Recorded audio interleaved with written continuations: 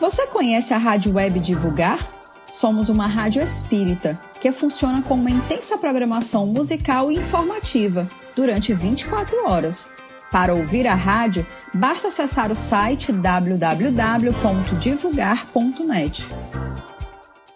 Ditosos, ditos e ditados para o Evangelho no Lar.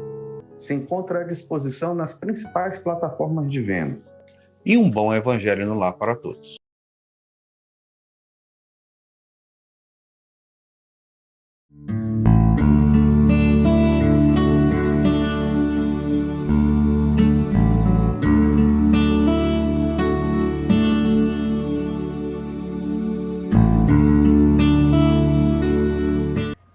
Olá, amigos, irmãos, estamos aqui para mais uma mesa redonda, uma iniciativa da Associação Médico Espírita do Maranhão, essa mesa redonda que ocorre mensalmente sobre saúde mental, e hoje nós temos um convidado muito especial da Associação Médico Espírita do Piauí, o Dr. Kelson, o Dr. Kelson Jonas Almeida. Ele é neurologista, doutor em neurologia pela Universidade de São Paulo, pela USP, é professor de neurologia da Universidade Federal do Piauí e da Unifacid.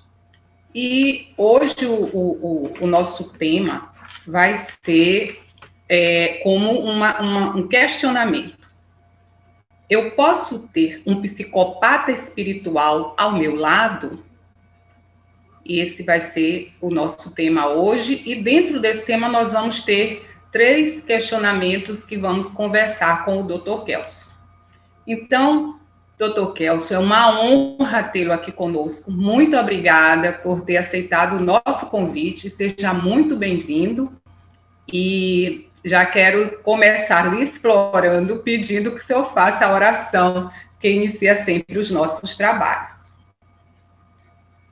Boa noite a todos.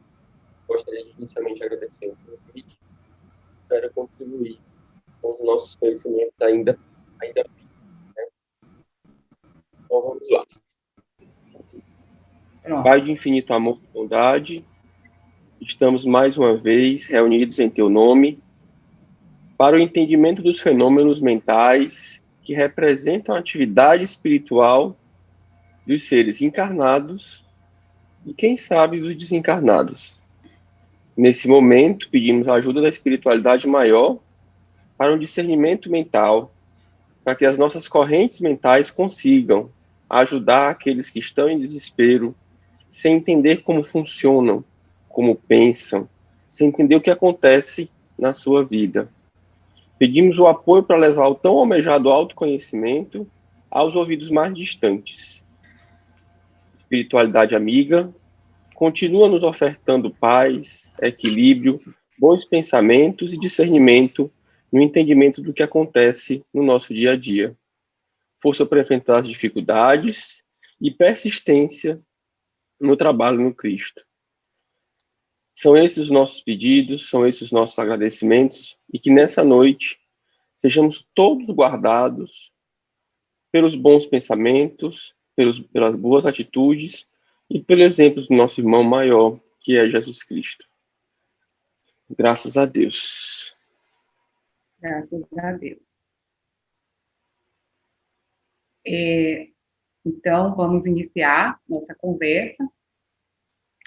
Eu acredito que todos tenhamos nas nossas convivências, no âmbito familiar ou no trabalho, seja onde for, algumas pessoas de difícil convivência mesmo, pessoas que têm, a gente diz, é uma personalidade difícil, é uma pessoa que não tem como eu lidar com essa pessoa, é aquela pessoa que não consegue manter suas relações afetivas, ou é aquela pessoa que não consegue se manter no emprego. E nós mesmos, em determinado momento, nós nos surpreendemos com algumas atitudes nossas, e às vezes a gente depois diz, como foi que eu reagi daquela forma? Aquilo não fui eu, o que é isso? Será que nós temos, enquanto espírito, nós temos várias facetas, nós temos várias personalidades?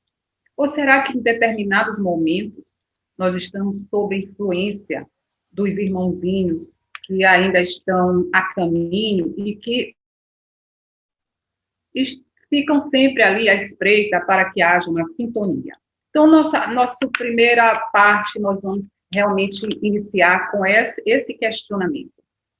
Quando há uma dissonância entre a nossa conduta, de acordo com a conduta que nós vínhamos tendo, ou que a gente percebe em alguém, seria uma psicopatia nossa sendo desenvolvida em nós, ou é uma influência de algum irmãozinho que desencarnou com esse desequilíbrio emocional? Então, eu passo a palavra agora para o Dr. Kelson ter seus comentários sobre essa primeira parte.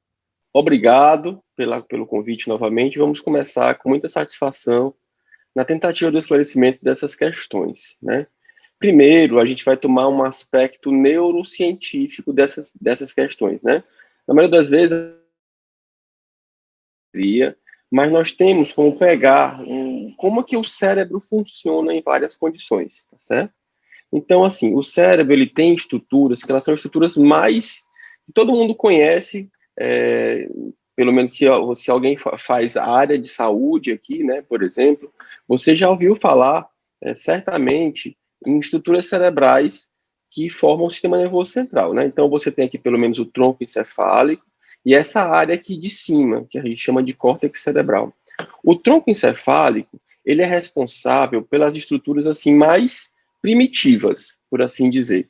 Então, aqui a gente tem a ponte, o mesencéfalo e o bulbo, e são essas estruturas que elas são responsáveis por respostas mais automáticas, né? Enquanto essas estruturas do tronco encefálico aqui, elas são responsáveis por respostas mais automáticas, essas estruturas de cima são respostas mais elaboradas. Então, veja, por exemplo, essa questão aqui, né? Um paciente que ele acabou de desencarnar. Isso aqui são imagens do YouTube, né? Então, você faz o movimento da cabeça, você faz esse movimento da cabeça e ele tem esses movimentos dos braços, se chama reflexo de Lázaro. Esse paciente já tem morte encefálica definida, tá? Então, essa resposta motora que ele apresentou, e esse segundo paciente aqui, na UTI, são respostas automáticas, medulares, são respostas baixas, né? Você movimenta o pescoço, tá? E aí, então, o paciente tem uma resposta motora, que a gente chama de reflexo de Lázaro. Isso independe do funcionamento cerebral. É uma resposta automática, né? Como assim, por assim dizer. Assim como outras respostas, como é, de fato, a fome, o coração que bate, a respiração, as questões sexuais, tudo isso é muito automático. O pensamento, ele já é uma coisa mais elaborada, é mais cortical. A forma como a gente pensa é mais cortical, é mais elaborada, é mais de cima da cabeça, né? Então, assim, essas correntes, essas induções mentais, isso que acontece, esses pensamentos, de fato, eles são manifestações corticais. Tem um trabalho muito bom que eu gosto de sempre apresentar, que é esse trabalho aqui, que o trabalho foi publicado nessa revista aqui, bem interessante, da Academia Nacional de Ciências dos Estados Unidos da América, em 2018. Eles pegaram duas pessoas, né, que tinham um relacionamento, que se gostavam, né, e colocaram elas monitorizadas por eletrodos na cabeça, né. Então, eles são dois namorados, um homem e uma mulher, enfim, e esse artigo de neurociência é super interessante porque eles causam dor em um dos pacientes, né? Então, causa dor nessa paciente aqui, e aí, então, monitora o cérebro dela, sabe? E aí ele percebe o que isso vai alterar no cérebro. E também monitora o do outro paciente que não está apertando a mão dele, que não está causando dor. Então, o que a gente tem aqui? Ó? A gente tem essa paciente que sofreu a dor, né? O cérebro ativando nessas áreas aqui. E de forma muito interessante, do outro lado, o outro paciente que não sofreu a dor, que ninguém apertou a mão dele, ativando as mesmas áreas, né? Isso a gente chama de mecanismos dos neurônios em espelho, ok? Isso é uma representação neurocientífica dos fenômenos de empatia, quando um sentimento no seu cérebro, ele é percebido por outro cérebro e as mesmas áreas são ativadas. É aí, então, que a gente começa os conceitos de André Luiz de simbiose mental, né? André Luiz fala da simbiose mental, que é essa capacidade de um cérebro, de fato, ele promover uma influência em outro cérebro, né? Que a gente chama das correntes mentais. o pensamento interferir num pensamento de uma outra pessoa. Então, essa é a primeira questão que a gente vai responder à pergunta. Será que esse pensamento é meu ou esse pensamento é outro, de outra pessoa? Para isso, é super importante o quê? O autoconhecimento. O autoconhecimento para o entendimento do que é seu e do que é do outro, né? Quando você consegue entender isso, fica mais fácil de perceber se aquele pensamento é seu ou não. Muito bom. É muito interessante a gente ver o quanto que a ciência e a espiritualidade, o espiritismo, a religião, de uma forma geral, estão de mãos dadas porque só mudam as nomenclaturas, não é? E isso não é um apanágio do espiritismo, essa questão da conexão com os irmãozinhos desencarnados. Muita gente acha que só espírita é que tem esse dom. Todos nós, não precisa ter mediunidade, nós sabemos disso, né? Está provado agora aí, cientificamente, que isso não é um teste mediúnico. O casal de namorado, ele sequer está sentindo dor. Ele simplesmente está em conexão, ou seja, ele está com empatia por ter visto a namorada com a dor, quer dizer, mas não foi causada dor nele, mas pelo fato deles terem uma conexão, né, é que isso aconteceu, essa reação também na área cerebral dele. E isso é tão antigo, né? No livro Pensamento e Vida, de Emmanuel, tem um capítulo que chama Associação, em que ele cita que Demócrito, lá muito antes de Cristo, né, um filósofo grego, ele já falava que nós somos constituídos por átomos, ou seja, nosso corpo todo está o tempo todo em movimento e trocando energia uns com os outros, né? Então, isso não é só, inclusive, não é só de desencarnado para encarnado, inclusive pode acontecer, como nós vimos aí cientificamente comprovado, de encarnado para encarnado. E assim como ocorre esse tipo de atividade por conexão, por qualquer outro tipo, não é? De resposta, de conexão, de associação, digamos assim. Nosso questionamento, então, diante disso, é se existe uma interface, né? Essa interface, isso muita gente gostaria de saber, entre a saúde mental e a psicopatia espiritual. Ou seja, será que só vai apresentar um distúrbio do equilíbrio emocional, um desequilíbrio emocional, quem já tem em si arraigada alguma doença genética mental, de alteração mental, ou essa pessoa é totalmente saudável, e por sintonizar com um irmãozinho psicopata que desencarnou, a pessoa encarnada começa a manifestar.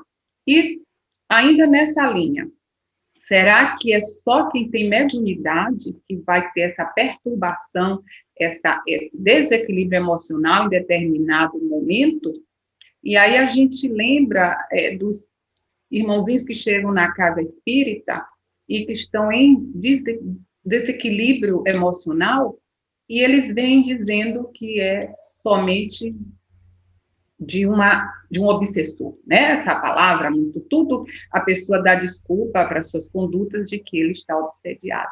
E então, a gente queria ouvir agora o Dr. Kelson sobre essa questão dessa interface entre a saúde mental e os nossos irmãozinhos que estão em desequilíbrio no mundo desencarnado.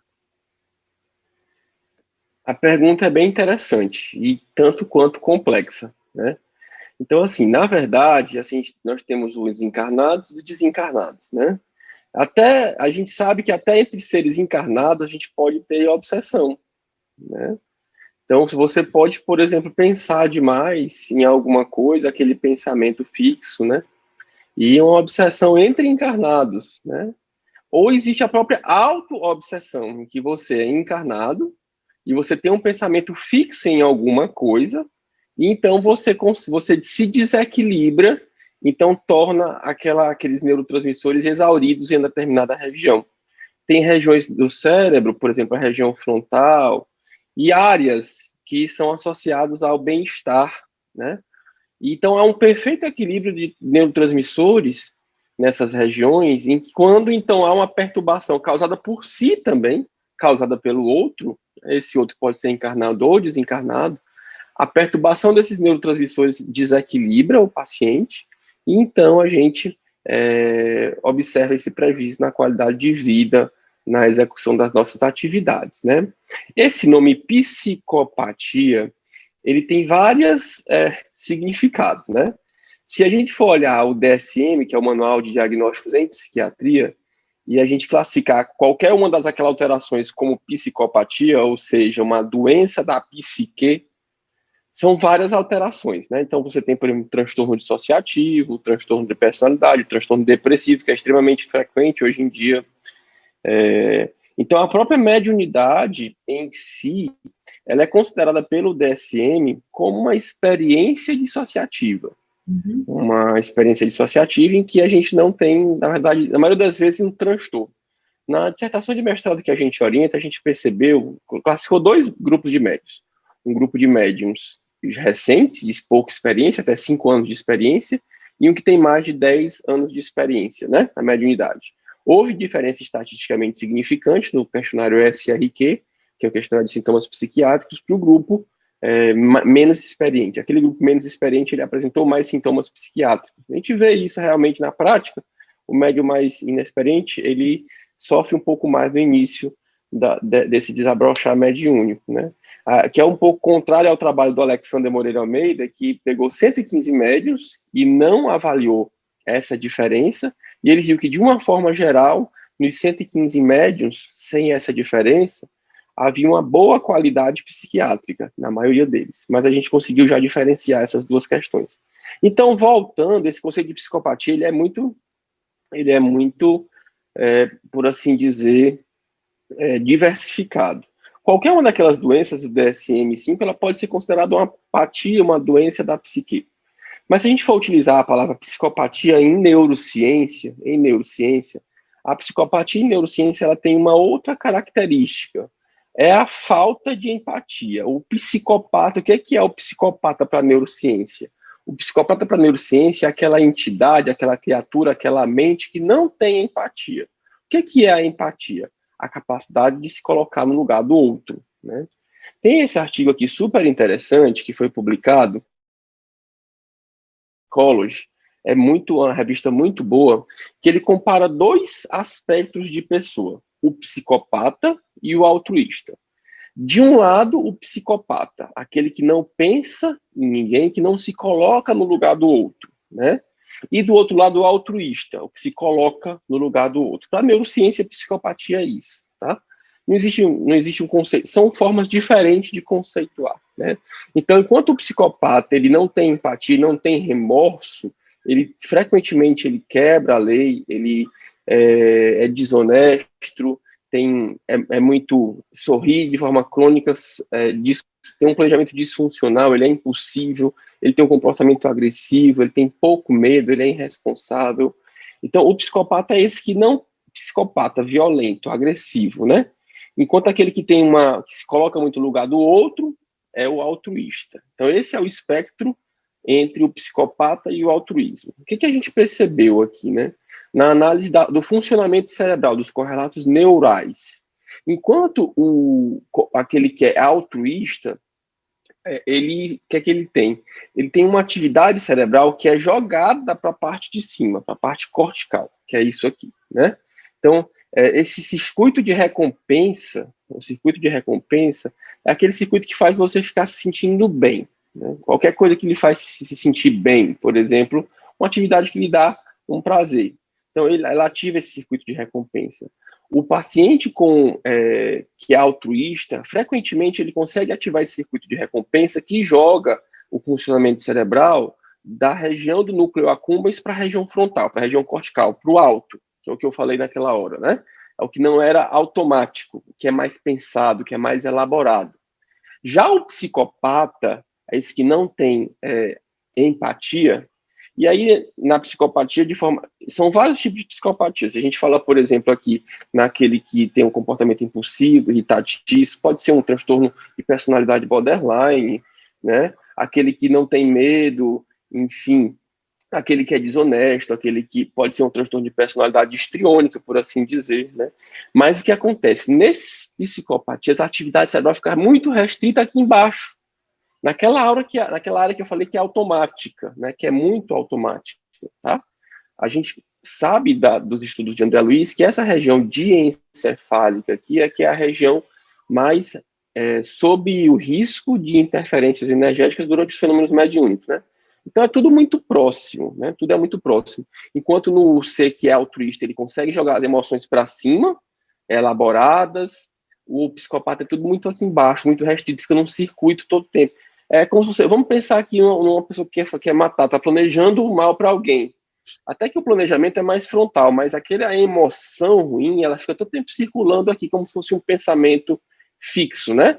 Aquele ser que ele é mais evoluído, ele consegue jogar um pouco as coisas mais para cima e então ativar mais o circuito de recompensa. E essas áreas de benevolência, de compaixão, realmente elas precisam dessa ativação mais frontal, né? Enquanto o medo, ele está muito aqui nessa região da ínsula, a empatia ela é mais jogada para cima, ativando áreas mais frontais, que quando você tem um fenótipo dominante em empatia, tem menos estresse, tem menos dor, né? Então, é como se ativasse mais essa região mais frontal nesse artigo que foi publicado na Frontiers, que é um artigo bem interessante, né? Então, tudo aquilo que é muito automático, ele fica muito embaixo, fica rodando aqui no tronco encefálico, certo? Quando você joga para cima, você corticaliza a emoção. E essa teoria, ela está muito em questão, por exemplo, nas teorias de inteligência emocional do Daniel Goleman, né? Então, que é o professor psicólogo da Harvard, que ele fala do conceito de inteligência emocional. Você reconhecer uma emoção, precisa de autoconhecimento. É sua? Não é. É minha? Não é. O que é meu?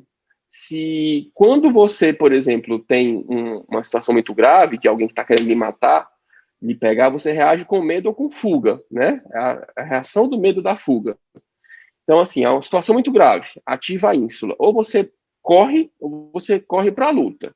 É a reação de luta ou fuga. Aquele pensamento de tirar a reação da ínsula e jogar para o cortical, dizer assim, olha, calma, eu tenho que trabalhar de uma certa forma. Calma, esse pensamento não é meu. Calma, eu não sou essa pessoa. Quando você joga para cima, você tira, então, de si, daquele circuito mais automático de baixo, e corticaliza, frontaliza. E aí você consegue pensar sobre aquela emoção, sobre aquele sentimento, e se afastar das questões psicopáticas, por assim dizer, né? Então, falando de uma forma bem simples, vamos pensar sobre as emoções, pensar sobre os sentimentos, deixar que elas sejam menos automáticas. É claro que um paciente que já está em fascinação, por exemplo, um quadro de obsessão mais grave, ele já não consegue tirar aquela emoção do automático, fica rodando ali embaixo, né? Então, de fato, é mais complicado sair de um quadro mais grave, tá? De psicopatia, quando as emoções rolam muito ali embaixo, né? E cada doença em si, se é um transtorno de personalidade, borderline, se é um transtorno dissociativo, eles têm áreas específicas do cérebro a serem ativadas. De forma geral, o entendimento e o conhecimento da neurociência em psicopatia foi o que a gente apresentou para vocês. Bem, por esses esclarecimentos, doutor Kelson, sobre essa questão até da palavra, né, psicopatia, da nomenclatura, é interessante a gente lembrar que psicopatia é uma doença, né, que tem que ter um diagnóstico. As alterações que nós temos por influência espiritual pode ser proveniente já de um desequilíbrio emocional que nós podemos ter em qualquer momento da nossa vida. Nós sabemos que hoje o mundo sofre de ansiedade. Então, nós, no momento em que perdemos o nosso equilíbrio e entramos em ansiedade, nós podemos sim sintonizar com os irmãozinhos, e aí nós já vimos até, por uma questão científica, como é que isso acontece. Outra coisa, quando uma pessoa tem uma doença mesmo, né, uma psicopatia, e que ela nem se dá conta, ninguém na família alertou para que ela fosse procurar um profissional, essa pessoa vai cada vez mais desequilibrando, e aí sintoniza assim com os irmãozinhos. Aí, como a gente vai saber quando ele chega numa casa espírita? Então, por exemplo, como o Dr. Kelso falou, a própria medicina já reconhece, né, em termos de Código de Internacional de Doença, DSM-5, uma situação que chama transe e possessão, não é? Que é justamente a manifestação mediúnica, que a medicina não fala com esse nome, que é manifestação mediúnica. Então, transe e possessão. E se você for ver lá a explicação, quem já viu uma pessoa mediunizada, como a gente costuma falar, vai ver, com mediunizada no sentido de um obsessor, principalmente, vai ver que é o que eles descrevem lá. Adquire uma força extrema que não tem, e fala coisas que ninguém nunca viu essa pessoa falar, é assim que é descrito lá.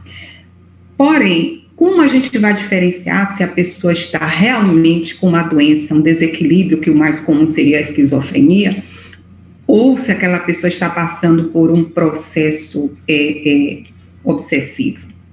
A principal diferença é que quando a pessoa tem uma manifestação de um obsessor, aquilo ali passa e a pessoa volta a saber quem ela é. Ela, às vezes, até volta a trabalhar e ter sua vida normal. Enquanto que, se for uma manifestação de uma doença, uma psicopatia mesmo, por exemplo, uma esquizofrenia, essa pessoa só vai voltar a melhorar se fizer um tratamento medicamentoso, né? Então, existe muita diferença entre uma manifestação e outra, não é, doutor Kelso? Exatamente. Assim, se você tem alguma dúvida, eu tenho um problema psiquiátrico, eu estou com tristeza, estou com depressão.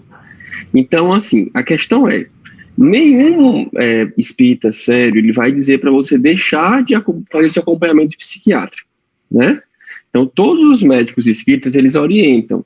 Então, você tem que continuar a fazer o seu tratamento com o psiquiatra, fazer psicoterapia, sessões de terapia cognitivo e comportamental na abordagem TCC, por exemplo, né?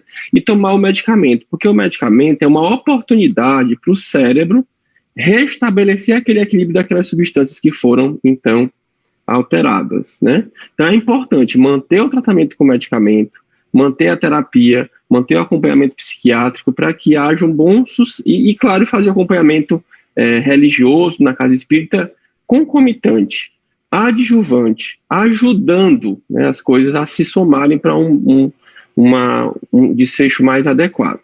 Na questão do DSM, a mediunidade, de fato, ela é colocada pela ciência como uma desordem dissociativa, né? A desordem dissociativa, os transtornos dissociativos, é diferente, desordem de transtorno, né? No DSM, o transtorno dissociativo, o principal dele é o transtorno dissociativo de identidade, é aquela questão que o paciente ele adquire várias identidades. É, de fato, um paciente sob um fenômeno mediúnico, ele tem uma identidade diferente, ele é outra pessoa, né? Ele é uma outra consciência durante uma manifestação mediúnica. E lá no itemzinho tem dizendo assim, isso não pode ser atribuído à questão cultural ou religiosa. Se for uma questão cultural ou religiosa, deixa de ser um transtorno dissociativo, passa a ser um fenômeno dissociativo. O que é um fenômeno? É algo que não é um transtorno, que não causa prejuízo, né? Não causa prejuízo. Então, a mediunidade em si, ela é considerada hoje pela psiquiatria um fenômeno dissociativo, e existem vários estudos que mostram alterações nas áreas cerebrais durante o fenômeno mediúnico. E já existem vários outros transtornos que são classificados de forma diferente. Então, tem o transtorno psicótico, um deles é a esquizofrenia, né, que o paciente vê coisas, escuta vozes, o transtorno da ansiedade generalizada, como crises de pânico, o transtorno do humor, como depressão, né, os transtornos de personalidade, como por exemplo, a personalidade histriônica, aquela pessoa que gosta de ficar na frente, chamando a atenção de todo mundo, que é o transtorno de personalidade narcisista, enfim.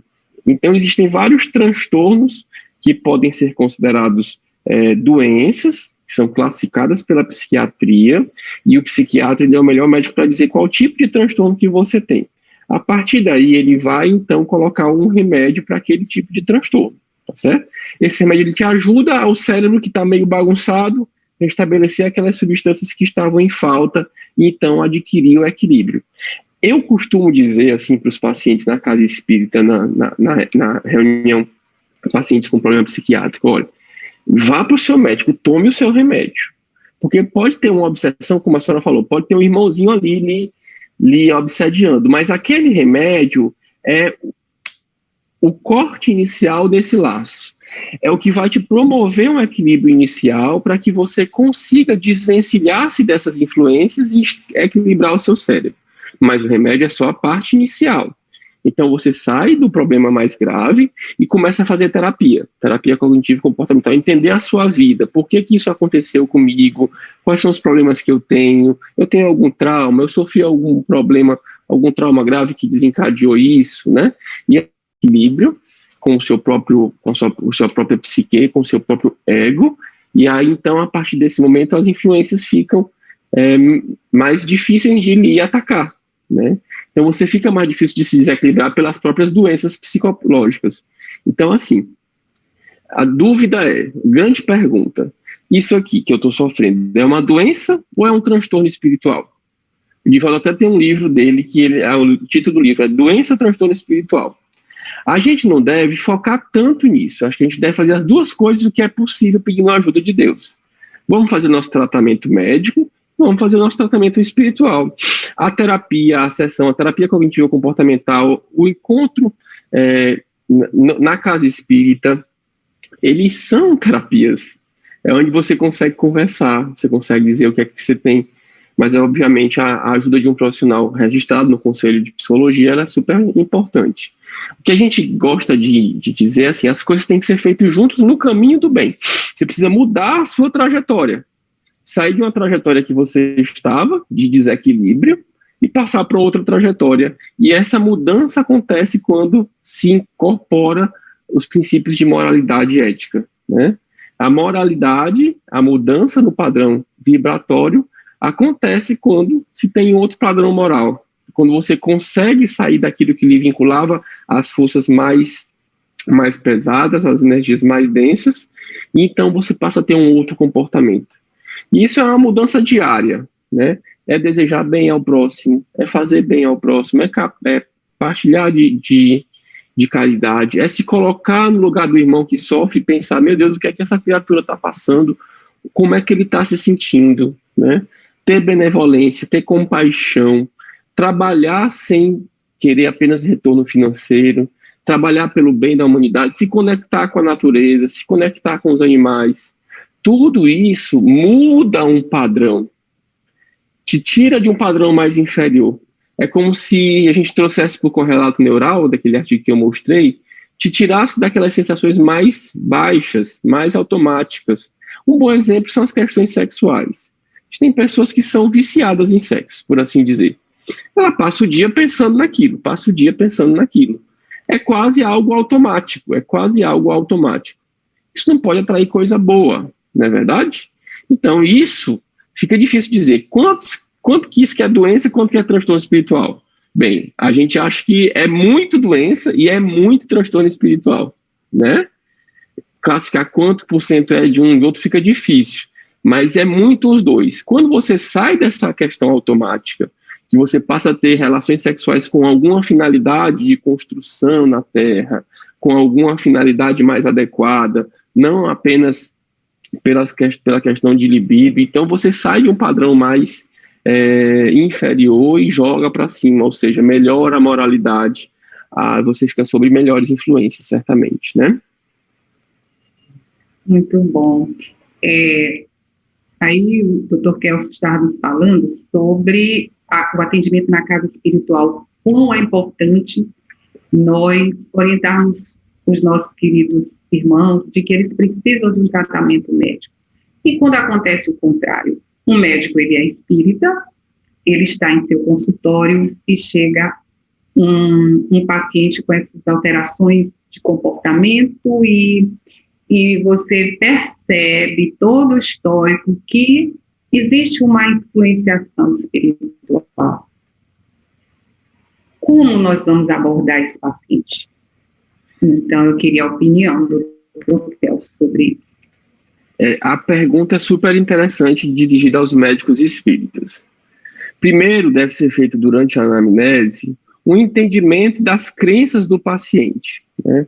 A gente não pode, como médico espírita, tentar impor uma crença diferente da que ele tem, e às vezes isso até causa mais revolta, isso vai impedir o tratamento. Então, o primeiro ponto da anamnese, obviamente, entender quando aquilo começou, perceber quais são as crenças do paciente, né, e descrever quais são os fatores desencadeantes daquele comportamento que você acredita que está associado à obsessão, né?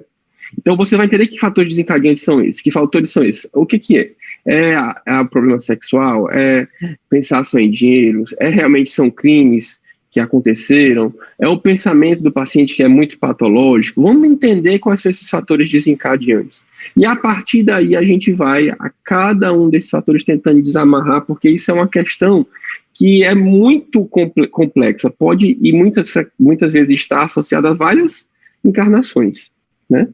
Que a gente não vai conseguir naquela primeira consulta ir desamarrando cada questão dessa. Então, é super importante que o médico espírita ele encaminhe o paciente para o atendimento fraterno, para que seja conversado, caso as crenças do paciente permitam, sejam conversados na casa espírita a respeito dessas questões, né? Não impor o atendimento fraterno, tentar encaminhar se o paciente estiver aberto, primeiro. Segundo ponto, avaliar na anamnese qual que é o grau de comprometimento do paciente. Então, a gente tem claramente pacientes esquizofrênicos que eles estão em fascinação, né? Eu tenho uma paciente, por exemplo, que ela é esquizofrênica, ela está em fascinação, né? E ela, então, por exemplo, ela escuta vozes de alguém dizendo que ela deve beber muita água. Ela bebe 8, 10 litros de água por dia, né? E isso faz com que o sódio dela caia, que ela faça uma hiponatremia e, por conseguinte, ela tem uma crise convulsiva sintomática pela hiponatremia. E aí vai para o hospital a ser internado. Isso já é uma situação tão grave, que já está num grau de acometimento cognitivo tão grave, que só vai resolver isso com medicação mais vai entender um atendimento fraterno, ela já está num ponto já de fascinação, né? Nesse ponto, é importante que o médico adeque os medicamentos do paciente, veja, classifique corretamente, junto com a psiquiatria, qual que é a síndrome que esse paciente tem, aumentar a dose dos remédios e favorecer um bom suporte para a família. Porque o bom ambiente na família, ele favorece também com que aquelas questões comecem a modificar de padrão energético, e aquele equilíbrio na família todo vai favorecendo o tratamento da paciente. Mas nesses casos mais graves, a gente acha que o medicamento de fato muitas vezes, antipsicóticos em dose alta, os antipsicóticos atípicos, como Aristab, clozapina, olanzapina. Muitas vezes esses antipsicóticos mais fortes, eles têm um maior poder de tirar o paciente de a risperidona, de um quadro psicótico desse mais grave. A gente acha que nessa situação realmente o remédio ele vai ajudar a dar um break, a dar uma janela de oportunidade para intervenção. E muita prece, né? Muita prece, porque a prece equilibra o microambiente, equilibra o paciente e faz com que a gente tente tirar ele daquela zona de dificuldade, daquela zona energética ruim que ele estava submetido. Nessa situação de fascinação, o paciente ele não consegue ter mais entendimento de si. Nós temos aqui intervir de fato, né? Então, é realmente importante. Até alguns casos mais graves de necessidade de eletroconvulsoterapia. A eletroconvulsoterapia é como um medicamento, ele dá um choque no cérebro e aquilo ali reativa as substâncias que estavam faltando, joga neurotransmissor para fora, e então dá aquele break, aquela oportunidade que a gente pode atuar, fazer o paciente se reconhecer. Se tirou um paciente da fascinação de uma crise grave, oi, tudo bem? Quem é você? O que está acontecendo com você? O que te assusta? O que você escuta? Trazer o paciente para a realidade, né? Isso é um padrão de paciente que está muito ruim. A gente tem vários pacientes desse ponto, né? O outro ponto é um paciente que está começando a perder o autoconhecimento, né? Aquele paciente que está começando a perder a realidade de si, de não entender o que acontece consigo. Esse paciente é mais fácil a gente favorecer autoconhecimento, favorecer prece, favorecer as reuniões na casa espírita e fornecer para ele um bom atendimento fraterno, né? Sempre analisando na anamnese. O que esse paciente e essa família é aberto às questões religiosas? O que ele é aberto? Se ele não for totalmente aberto, nós temos que ir com muita parcimônia para que a gente também não agrida a cultura daquela família, porque não é nosso direito, né? E cada um está numa situação que Deus permite. Por muitas vezes, aqui a gente está observando no consultório e isso não nos cabe julgamento, né? Nos cabe entendimento na tentativa de ajudar, né? Se colocar no lugar. Mas muitas situações, muitas famílias...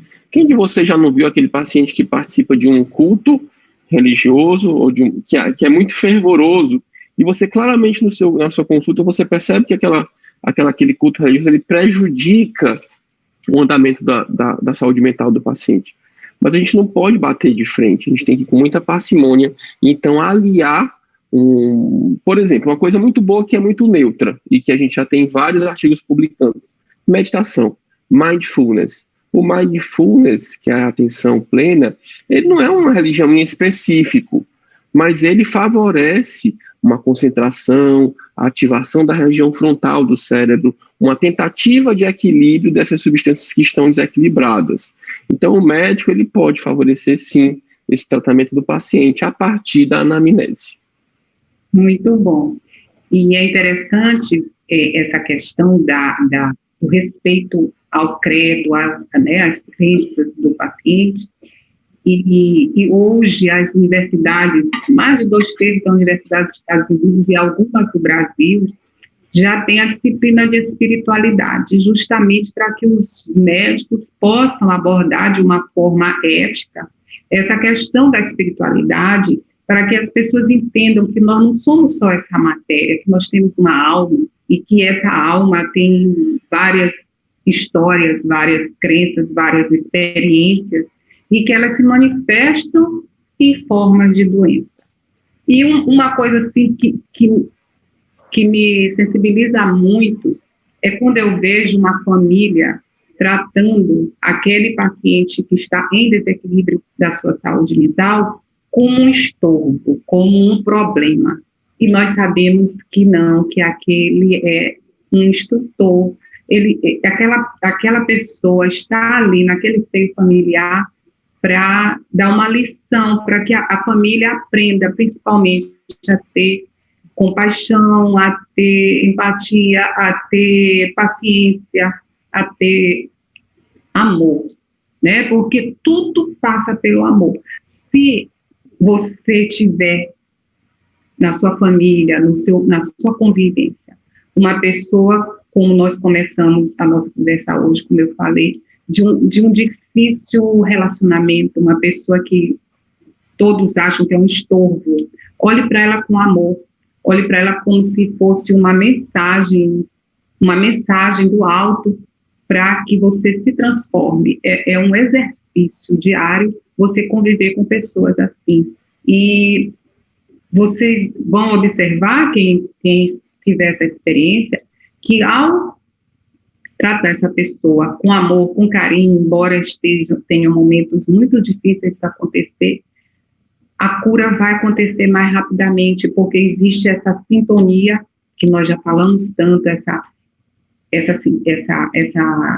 conexão com os espíritos. E eu agora vou passar para a mensagem final do Dr. Kelso. Já estamos aqui com um tempo bastante avançado, nossa conversa maravilhosa, e agradecendo a ele mais uma vez por se dispor a vir aqui conversar conosco, nos passar tantos conhecimentos. Muito obrigada. E assim que o senhor terminar a sua mensagem final, também peço que faça a oração para que finalizemos o nosso trabalho dessa hora. Então, as conclusões da nossa aulinha de hoje, da nossa conversa, são as seguintes, né? O cérebro, ele sempre participa desses processos de troca de energia, de troca de pensamento, né?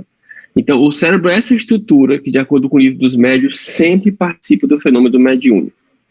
As psicopatias, as doenças da mente, elas são doenças que acometem o cérebro, que acometem a unidade do espírito, né? Que acometem a consciência, que acometem o pensamento.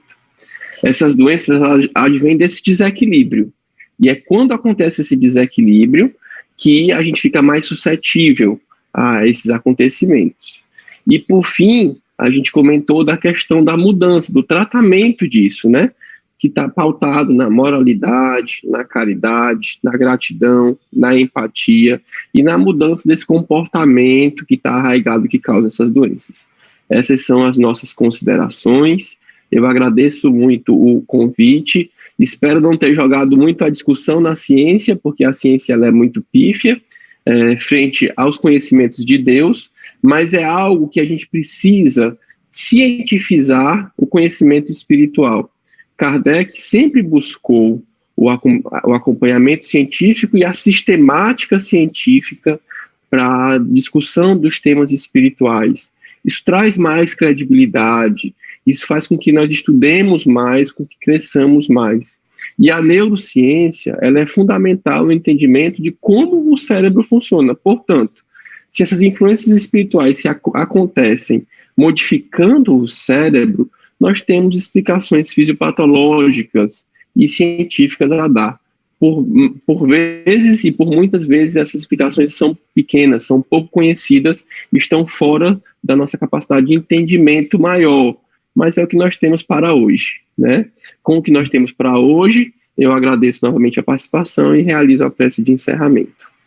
Pai de infinito amor e bondade, te agradecemos por essa conversa tão calma, tão equilibrada, tão guiada pelas leis da natureza, as leis da natureza que regem os funcionamentos de todos os organismos encarnados, que regem os funcionamentos do nosso pensamento, e que mesmo que não as conheçamos, que mesmo que tenhamos dificuldades na interpretação, nós temos boa vontade, nós temos a força de entender, a força de esclarecer, a força de mostrar para os nossos irmãos encarnados e desencarnados como nós funcionamos. O entendimento do nosso funcionamento favorece o equilíbrio, favorece o entendimento do que está errado e a busca da cura, a cura material, a cura espiritual, que vai nos oferecer todas as condições da evolução em todos os mundos existentes. Te agradecemos pela oportunidade, te agradecemos pelo equilíbrio, pela toda a presença e todas as intuições. Esperamos continuar ao teu lado, recebendo o teu apoio e toda a seara dos espíritos do bem nesse trabalho de crescimento que é nosso, que é de todos que assistem, de todos que discutem, de todos que conversam em teu nome. Assim seja, e graças a Deus. Assim seja.